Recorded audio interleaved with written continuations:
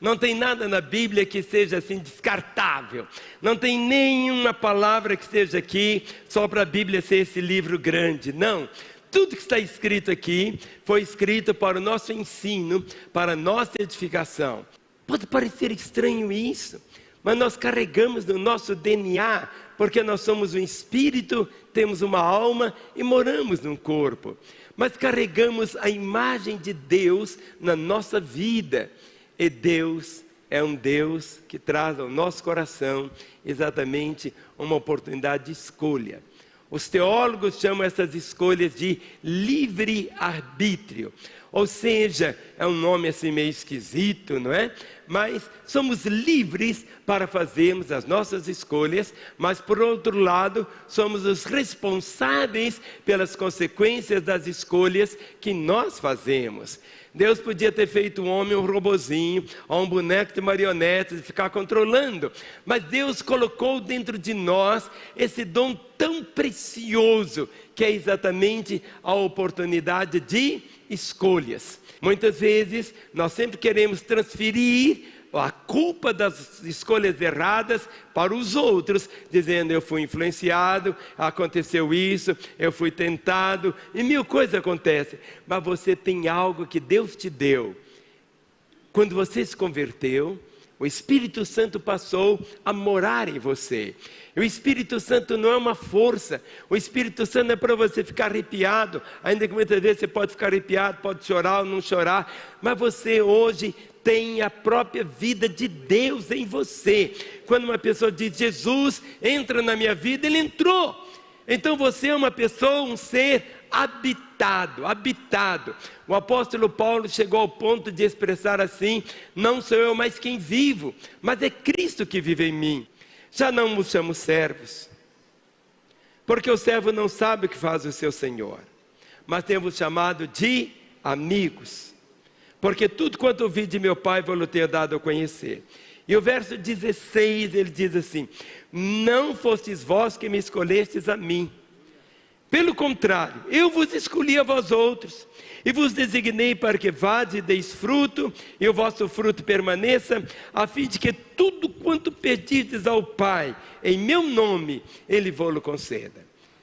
Querido, se nós não tivéssemos a Bíblia todinha, todos esses versículos que estão aqui, se nós tivéssemos apenas o versículo 16 de João 15, nós teríamos realmente a compreensão de toda a vontade, todo o propósito de Deus, todos os parâmetros para vivermos o sonho dele aqui na terra.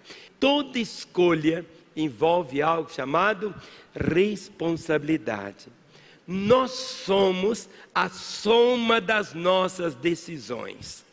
A vida, ela é feita por escolhas. E não é uma tarefa tão fácil. Se você ser isso ou aquilo, vai depender de quê? De uma escolha de você. Toda opção tem prós, tem contras, tudo é válido, mas não dá para excluir uma coisa chamada resultados. Toda escolha vai produzir resultados. Nunca esqueça disso.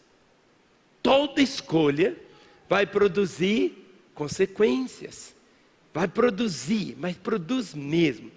Toda escolha tem um preço a pagar. Nem tudo que você recebe vai ser uma bênção na sua vida. Não adianta a pessoa querer algo, obtém aquilo, fora da vontade de Deus, e a alma murcha. A alma murcha. Concedeu-lhes o que pediram, mas fez definhar-lhes a alma. Murchou.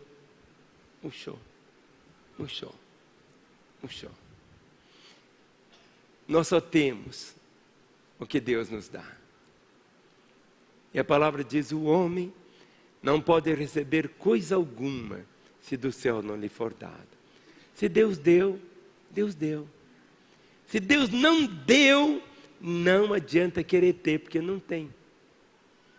A pessoa pode ter apenas título e não tem. Nós só temos o que Deus nos dá. As escolhas podem ser precipitadas, incoerentes, ou elas podem ser prudentes e coerentes também. Mas Deus, Ele sempre quer nos orientar nas nossas escolhas. E uma das orientações do Senhor, quando tivermos que fazer escolhas, basicamente essa: não se precipite. Não se precipite. Está escrito aqui em Provérbios capítulo 19. Provérbios capítulo 19, o versículo de número 2. Provérbios capítulo 19, o versículo 2, diz assim: não é bom proceder sem refletir, e peca quem é precipitado. Quando você lê aqui, não é bom proceder sem refletir. Não existe isso de cisma. Tem pessoas que dizem assim: eu estou cismado. Não. Existe, quando você está fora do propósito do Senhor, você sempre vai sentir uma inquietação do seu espírito. Deus falando com você: olha, não faça aquela viagem, não faça aquele negócio, não ande com aquela pessoa, não vá naquele lugar, não tome esse remédio. Não é para você ficar cismado. Deus fala com a gente, e Deus vai trazer para você. A Bíblia diz que a paz é o árbitro de Cristo no nosso coração. Qualquer coisa que você não tiver, porque é muito simples, você precisa ter algo chamado paz. Não tome decisões sem refletir. E refletir é meditar. E para você meditar leva tempo. Existem alguns animais que são chamados ruminantes, como o boi. O boi põe o capim na boca, está vendo a vaca, fica o tempo todo. Sabe o que faz? O capim desce, vai lá no estômago, volta novamente para a boca e fica ruminando aquilo. Ruminando, aí que vai extrair. Então, quantas vezes a pessoa é precipitada? Todo negócio que você for fazer e a pessoa falar: tem que ser hoje, pode pular fora, que é confusão. Tudo que é feito assim, não é agora. Não, espera aí. Não é assim. Reflita. Toda escolha vai trazer consequências. E por causa de Adão, quando Adão pecou, toda a raça humana pecou. Eu estava no meu pai estava no meu avô. Se meu avô tivesse morrido com 10 anos, eu existiria? Não. Meu avô estava no meu bisavô. Meu bisavô estava no meu tataravô. Se você for chegando, vai voltando, todos nós estávamos em Adão. Por isso que Jesus Cristo teve que nascer de uma virgem, para não ter o quê? Essa semente do pecado nele. Ele foi tentado em todas as coisas como somos pecados, mas ele não nasceu com o pecado chamado pecado original. Não nasceu. Lá no jardim do Éden, o homem fez uma escolha em obedecer ou desobedecer. E ele escolheu desobedecer.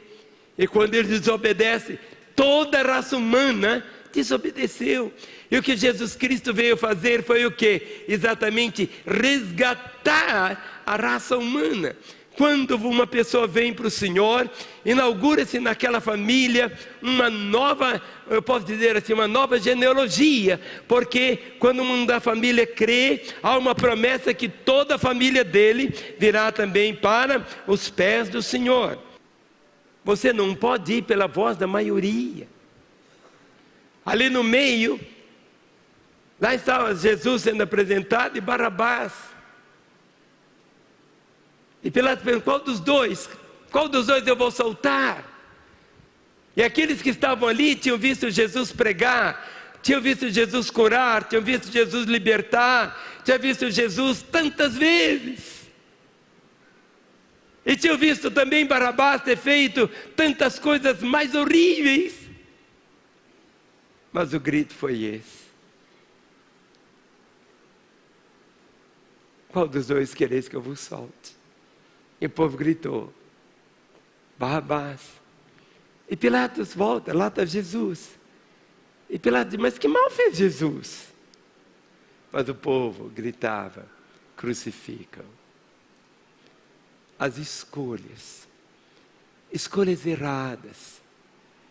E tenha sempre esse entendimento.